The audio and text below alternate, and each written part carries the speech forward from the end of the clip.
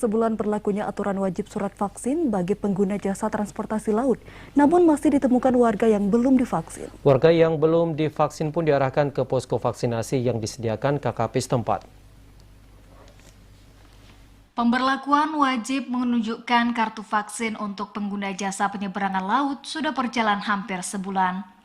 Namun masih ditemukan adanya calon penumpang yang akan menyeberang namun belum memiliki kartu vaksin karena belum mendapatkan vaksinasi. Warga yang belum memiliki kartu vaksin saat membeli tiket bisa menuju posko vaksinasi kantor kesehatan pelabuhan yang berada di sekitar lokasi pelabuhan. Di posko tersebut warga bisa mendapatkan vaksinasi COVID-19. Posko vaksin dibuka pukul 8 pagi hingga 12.00 waktu Indonesia Barat siang.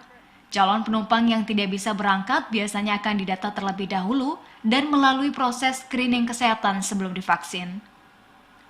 Babinsa 2 Gampong Ujung Kareng, Koramil 1, Sukajaya, Kodim 0112 Sabang, Pelda Muhammad Effendi mengungkapkan, petugas keamanan bertugas mengarahkan calon penumpang yang belum memiliki surat vaksin.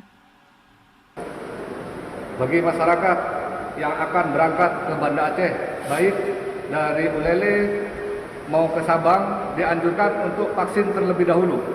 Terutama di Balohan kami adakan atau kami sediakan tempat vaksin seperti ini. Jadi masyarakat jangan beranggapan bahwasanya tidak ada disediakan tempat untuk bervaksin, untuk vaksin. Setidaknya ada 3 hingga 5 warga yang ditunda keberangkatannya dalam satu trip pelayaran dan harus melaksanakan vaksin di posko. KKP baru dapat melakukan vaksinasi calon penumpang minimal 10 orang karena terkait jumlah dosis dalam satu vial vaksin berjumlah genap yakni 10 dosis. Dari Sabang, Mahfud TV Raja melaporkan.